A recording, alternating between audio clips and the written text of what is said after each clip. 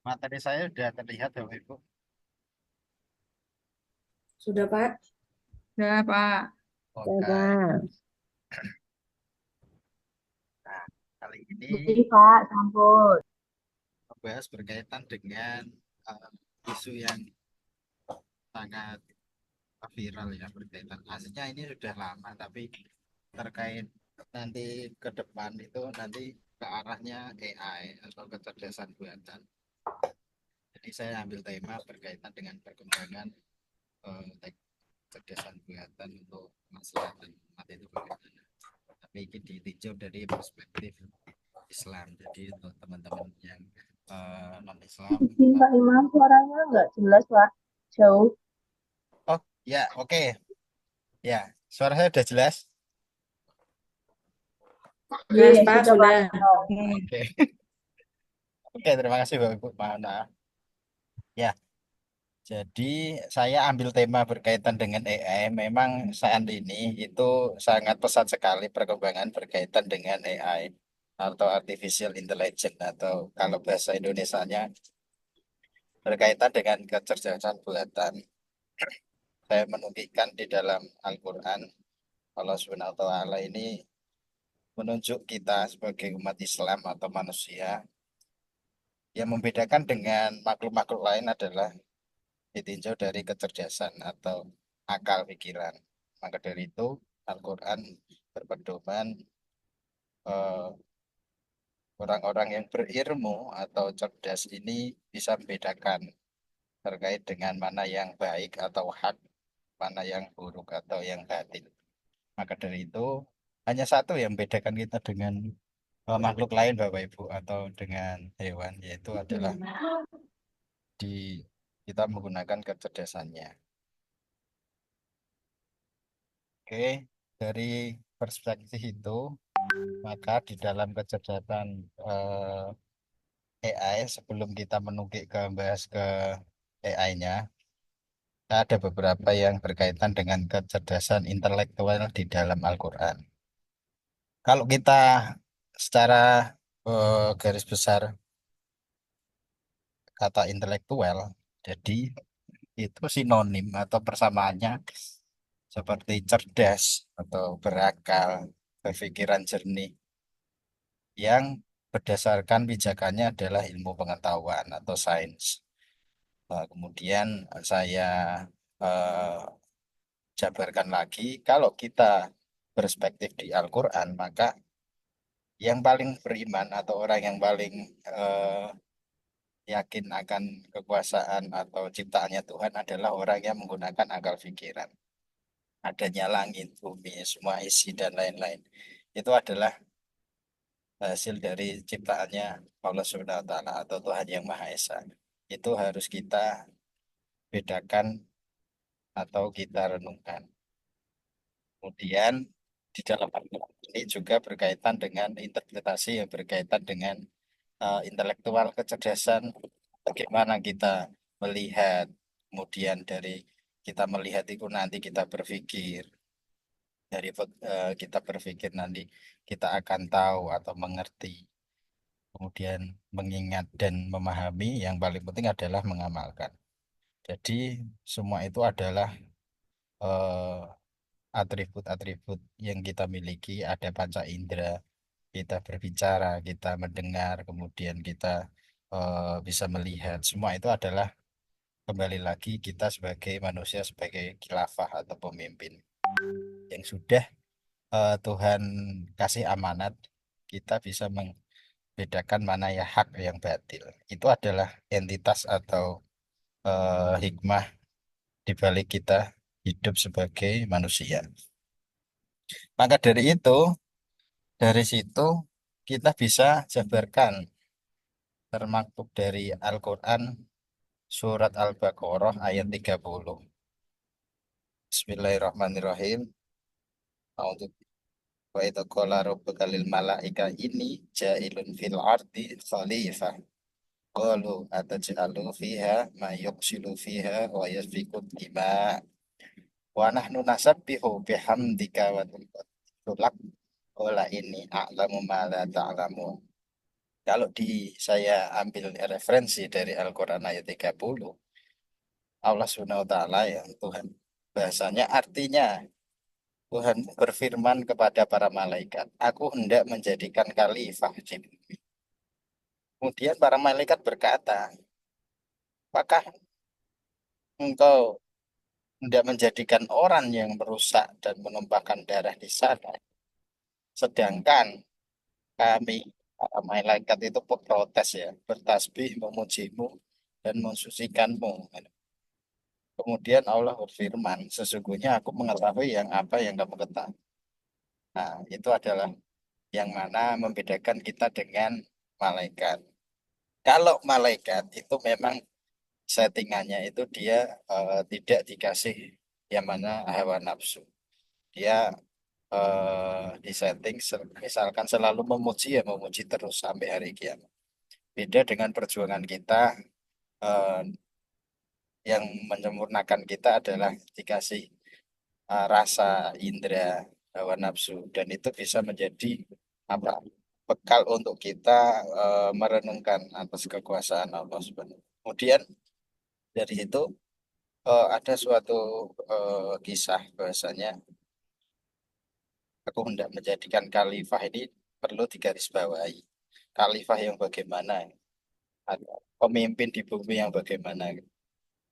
Kalau kita di bumi tidak intinya kemaslahatan umat atau kita tidak bisa bermanfaat dengan sesama, isinya hanya merusak atau setidaknya berbuat yang batil, itu underline dari khalifah itu tidak termaktub di ayat ini.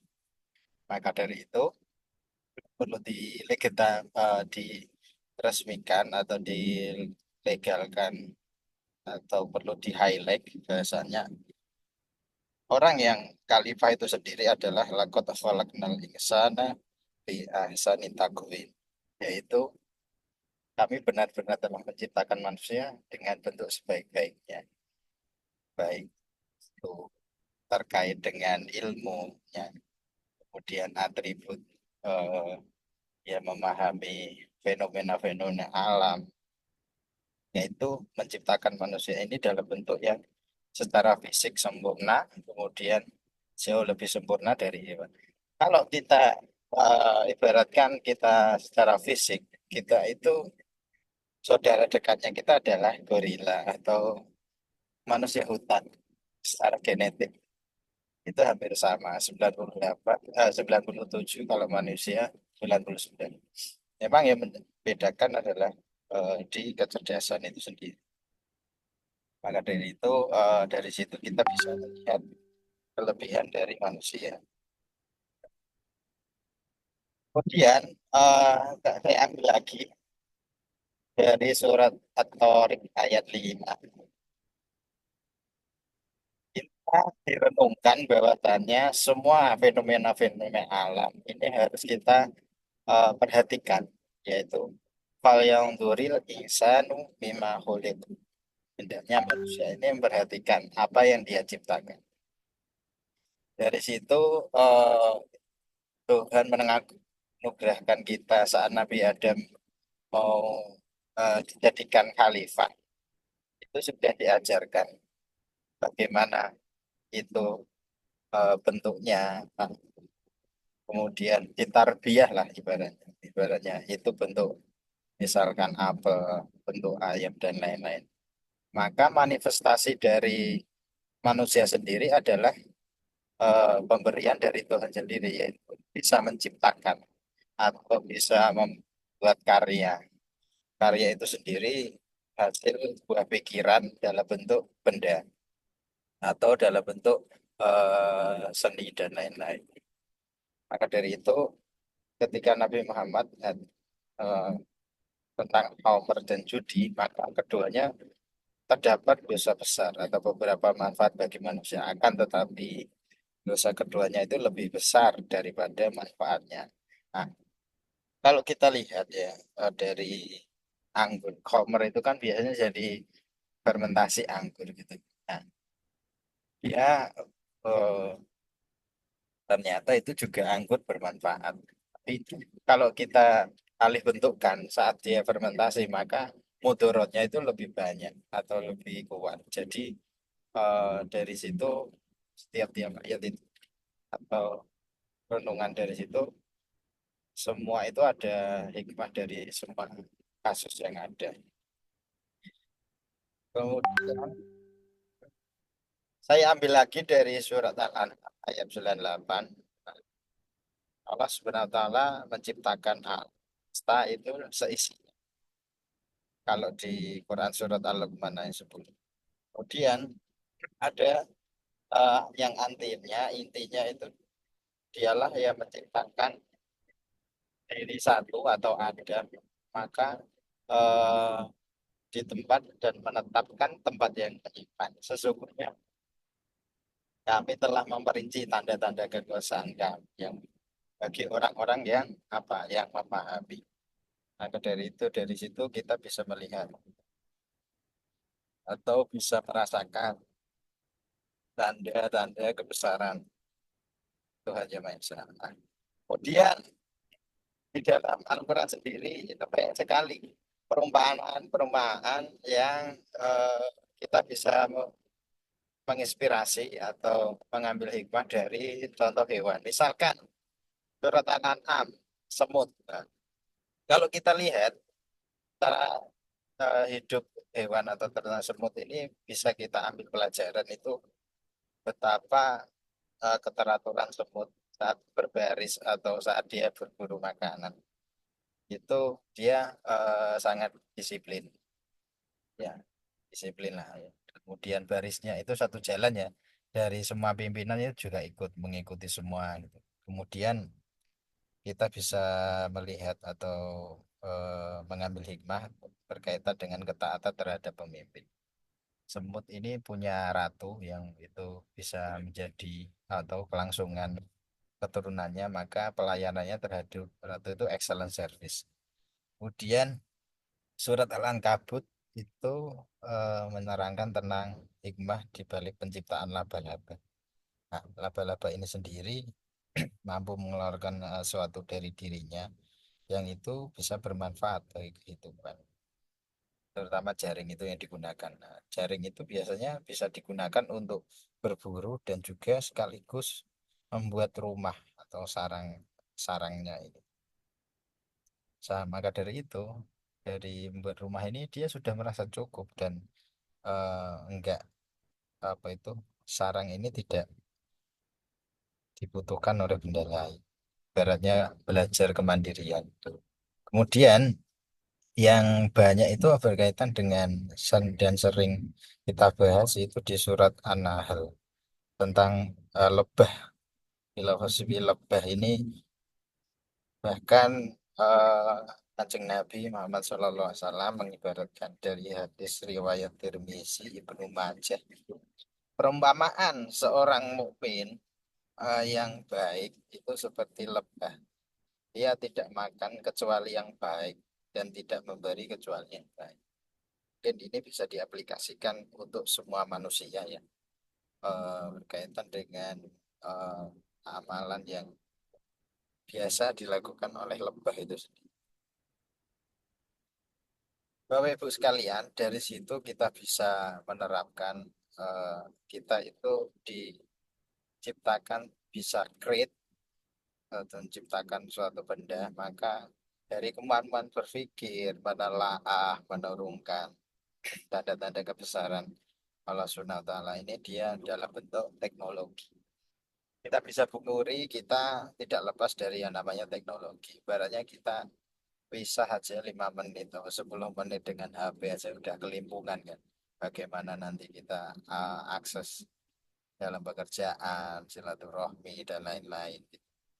Dari situ ilmu teknologi berkembang pesat. Bahkan di dunia medis sekarang itu sudah banyak memanfaatkan teknologi. Kemudian dari situ salah satu yang menjadi revolusi di bidang teknologi adalah artificial intelligence atau AI atau kecerdasan buatan. Kecerdasan buatan ini awalnya ya sebagai untuk alat tool yang membantu manusia atau meringankan pekerjaan. Tapi ini sudah merambah di medis, kemudian di teknologi farmasi, kedokteran, di apa itu, di komputer dan lain-lain itu udah sudah hal yang umum sekarang itu. Oke, saya ambil video ini mesin lobotomi. 正在采血中，血管识别中，请稍等， Scanning. 定位中，请勿移动。 Jadi ini kalau di Cina sudah menerapkan teknologi seperti ini. 即将喷洒消毒。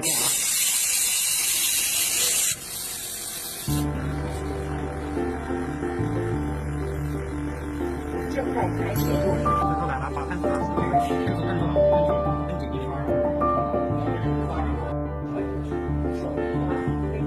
将手托成对准红色光线。定位中，请勿移动。 Jadi itu bisa punya ini punya scan menunjukkan mana yang kita ternyata 正在采血中，请稍等。 hampir 5%. Kalau ini nanti misalkan kita tidak dibantu dengan bisa setidaknya pekerjaan lobotomi itu akan ditimbangkan. Nah, masalahnya robot adalah mesin, jadi dia kelemahannya tidak merasa ya bisa disetting tapi oke. Kemudian Bapak Ibu, kalau Pak yang suka film, jadi saya sarankan coba Bapak Ibu melihat The Imitation Game. Itu apa itu menceritakan awal mula adanya kecerdasan buatan. Dalam Imitation Game itu tokohnya Bapak kecerdasan buatan adalah Alan Turing. Alan Turing itu ilmuwan asal Britania. Saya ceritakan sinopsisnya sedikit.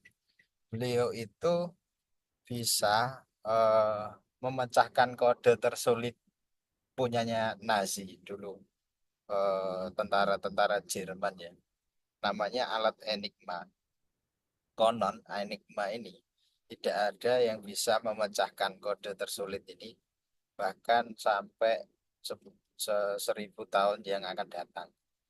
Enigma kerennya Nazi itu bisa menciptakan kode-kode yang sulit ini. Biasanya kode ini digunakan untuk para tentara dia bertempur gitu. Dari Nazi ini punya kode tertentu. Jadi strategi Nazi kurang bisa diprediksi eh, oleh lawannya. Tapi dari sekutu ya, dari Britania, Inggris, lewat ilmuwan Alan Turing ini dia bisa memecahkan. Intinya sama, bentuk eh, game seperti sekarang. Makanya judulnya imitasi game atau permainan imitasi, mengimitasikan ibaratnya kalau manusia dia menjiplak, kita membuat manusia, yaitu ya dalam bentuk kecerdasan buatan. Itu keren ini. Yang jadi artisnya ya Dr. Strange, Benedict Cumberbatch. Oke, kemudian Bapak Ibu, bahasanya teknologi itu AI eh, artificial dari grafik ini ya, dari grafik ini itu masih kecil peluangnya. Tetapi minatnya atau investasi ke investor itu sekarang sudah mengarah ke AI karena untuk keperluan-keperluan yang strategis itu sangat populer sekali berkaitan dengan ini pemanfaatannya.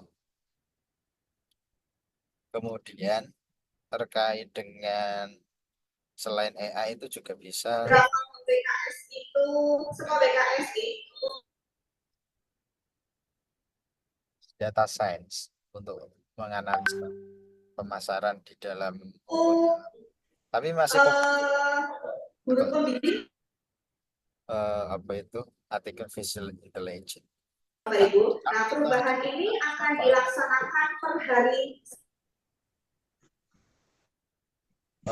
Pemanfaatan AI ini bisa meningkatkan efisiensi produktivitas, bisa meningkatkan keakuratan atau pengambilan keputusan decision making ya.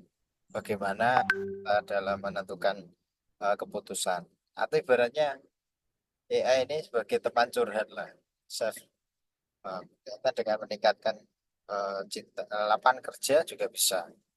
Tapi dari situ biasanya pemanfaat AI ini digunakan untuk di beberapa eh, aplikasi termasuk di machine learning, robotik, computer vision dan lain-lain.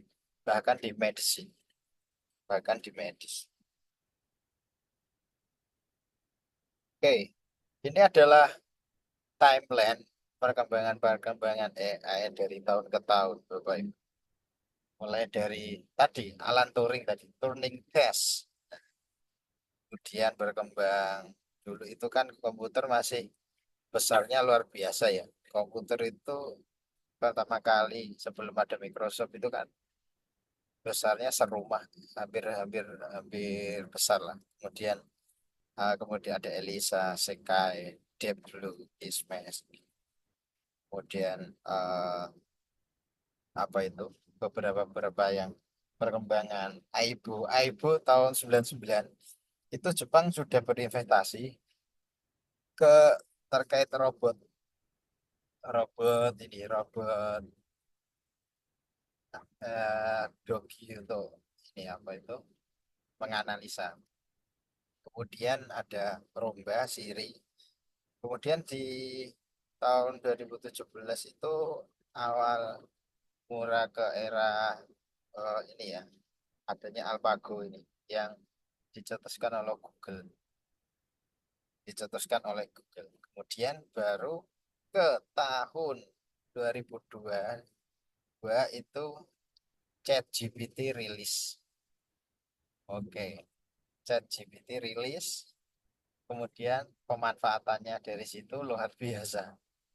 Eh, Bahkan ChatGPT itu diberikan atau pernah di riset IQ-nya itu 70 di angka kisaran 70 sampai 111.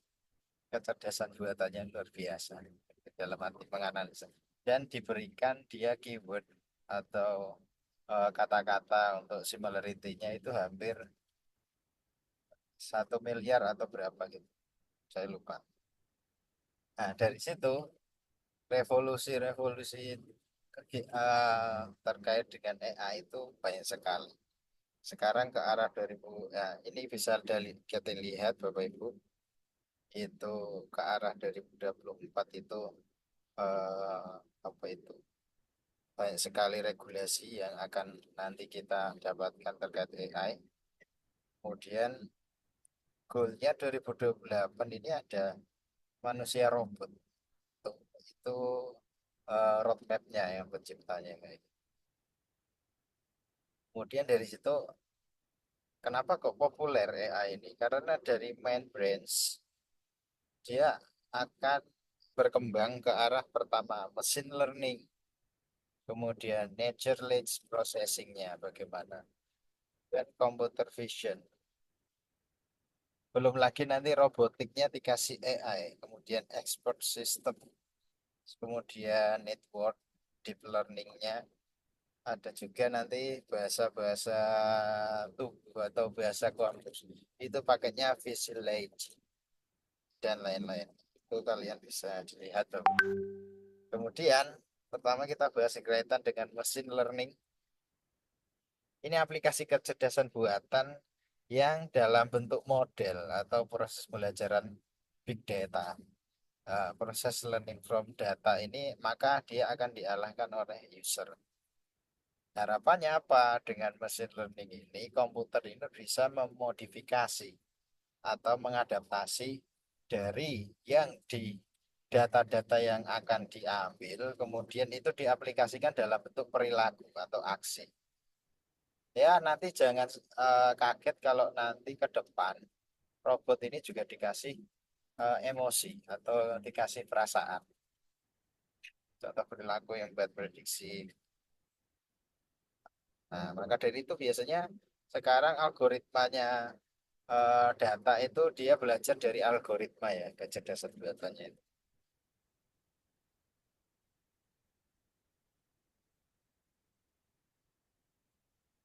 Ya, kemudian pemanfaatan mesin learning di bidang kedokteran. Ini canggih benar Bapak Ibu. Jadi, saya pernah bootcamp ikut data analyze. Itu bahasanya mesin learning ini dikasih data ya, data foto scan, misalkan scan torak gitu, per 1.000. Nah, dia belajar dari situ. Torak ini scannya gini, gambar ini gini, gini, gini, gini. Kemudian data dari 100 foto itu dimasukkan big datanya ke robot. Nah, kemudian robot dikasih cache foto torak dan beserta analisanya. Ternyata Bapak Ibu, dia bisa merinterpretasi hampir sama apa yang dilakukan oleh dokter spesialis paru. Itu luar biasa. Dan keakurannya hampir di angka 90. Itu apalagi nanti dikasih misalkan gambar histopatologi ya, apa pengecatan HE gitu. Tolong analisakan gambar ini ya. Cetetetetetetetet, dianalisa. Oh, ternyata di sini terjadi apoptosis gini gini gini. Sel ini terjadi ini. Nah, itu sampai segitu ya. Itu. Jadi hampir semuanya apa itu big data dari situ itu bisa di apa diambil datanya. Wah, kemudian kemudian saya membahas terkait nature language processing. Kalau ini lebih ke ini kayak chatbot atau interaksi gitu, interaksi dengan chat ya, atau voice assistant. Nah, voice assistant itu ke arahnya seperti ini Bapak Ibu, Google Assistant gitu. Misalkan apa yang Anda mau hari ini bagaimana? Itu kan ada voice assistant, Google Assistant kan ada kan Bapak Ibu di masing-masing HP Bapak Ibu mesti ada. Kemudian ada sentiment analyze. Nah, ini biasanya digunakan pada bahasa language komputasi. Tapi ini lebih ke arah ke ini sains. Nah, ini Google Assistant yang saya maksud tadi. Itu kan sekarang udah populer, udah nggak populer ya. Jadi misalkan kita search YouTube lewat voice gitu. Misalkan pemeriksaan Widal, thread dia akan otomatis pemeriksaan Widal gitu. Nah, itu udah biasa sih kalau yang asisten Google Assistant ini. Kemudian yang paling ngeri lagi itu Swarm Intelligence. Jadi dia bisa memanipulasi sistem alami buatan atau cuaca, climatic eh, apa itu distortion. Dari algoritma itu Bapak Ibu, fenomena-fenomena alam itu dipelajari data-data. Misalkan kalau awan kombus itu gini, kemudian nanti terjadi hujan itu seperti ini gitu. Dia dari semua itu algoritma swarm ini, dia inspirasinya kembali lagi ke inspirasinya adalah alam yaitu hewan. Misalkan SEO and Colony Optimization itu dia terinspirasi semut. Kemudian PSO Particle Swarms Optimization ini inspirasi burung. Kemudian lebah, kucing, harimau atau macan. Dalam arti konsep buatan ini nanti bisa diaplikasikan ke ini. Nah, ini Bapak Ibu. Jadi nanti ke depan petani-petani itu tidak pupuknya itu secara manual lewat tangan gitu. Enggak. Sekarang nanti diciptakan drone untuk membuat hujan buatan misalkan. Drone itu nanti isinya berkaitan dengan pemupukan atau proses alami dari awan itu nanti dia dibuat hujan buatan. Nah, arahnya ke situ. Ini alatnya fiberboard, robot atau filamen fiberglass. Tapi ini masih project ya, project. Tapi kalau Bapak Ibu tertarik di film itu bisa kalian lihat di Geostorm itu untuk manipulasi alam apa itu cuaca itu bisa dilihat ya. Hebatnya film Hollywood itu Bapak Ibu dalam arti dia hanya sains data atau sains yang belum bisa diaplikasikan itu bisa langsung dibuat film di eh, jadi pemahamannya itu langsung merevolusi untuk nanti inspirasinya seperti itu. Kemudian computer vision nih. Kalau computer vision ini dia lebih mengidentifikasi gambar, mengidentifikasi gambar, gambar yang apa yang nanti akan diidentifikasi. Nah, computer vision itu misalkan contoh scanning dalam ini ya, dalam face-nya itu nanti kita kan dalam kayak kacamata gitu lah. Nah, kalau Bapak Ibu bisa mengibaratkan itu kayak ini Iron Man. Iron Man itu kalau dia pakai helm, kemudian dia kan ada identifikasi ini siapa ini. Cara-cara lewat Jarvis itu. Jadi misalkan ini animal detection itu bisa lihat shipnya itu dia kode berapa, dikasih kode, cet, cet, cet, cet, cet. Dia akan mendeteksi dan atau misalkan pada ikan gitu. Misalkan ini umur berapa, iki spesies ikan apa gitu. Nah, vision application-nya itu agak arah ke sana.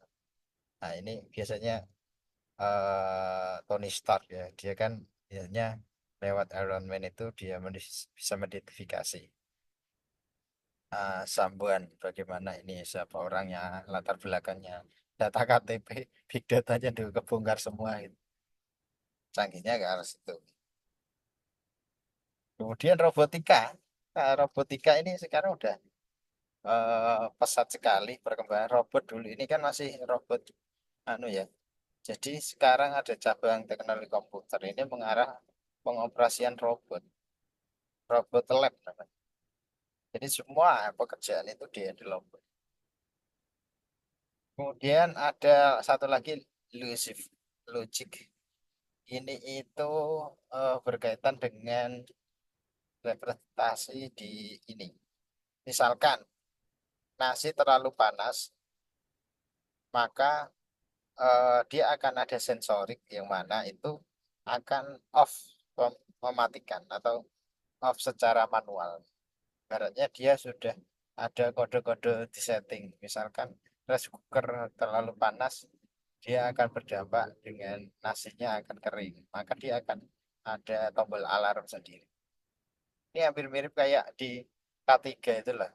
Ibu. Misalkan suhu lab itu terlalu tinggi, nanti kan biasanya akan nyemprot itu yang showernya itu. Kemudian deep learning. Deep learning ini sudah dilakukan sama Elon Musk lewat lewat Teslanya itu, lewat mobilnya. Di mobil Tesla itu dia bisa nyopir sendiri. Dia nyopir self driving car yang mana itu sudah ada sensoriknya. Tapi kalau diterapkan di Indonesia ya sorry itu sih pengendara Indonesia luar biasa ya betul. Tapi kalau di taksi di Cina itu udah nggak ada ini, nggak ada sopirnya, bisa jalan sendiri gitu. Kemudian yang terakhir ada General Activity Intelligence. Tapi ini lebih ke ini input sound, animasi, model 3D. Sekarang bisa diduplikat gitu. Nah, kemudian dari sini Bapak Ibu bisa coba ChatGPT OpenAI itu banyak. Kemudian Gemini, Intellect. Nanti itu bisa Ibu Bapak Ibu coba buka Google ChatGPT.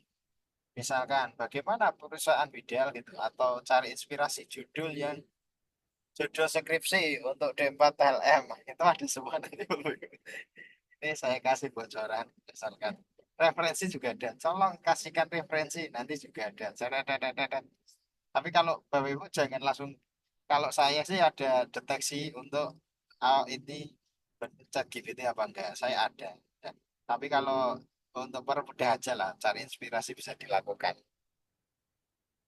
Ini lewat namanya aplikasi kita itu bisa Gemini, Chat AI, atau Bard, Copilot atau Copilot itu juga bisa.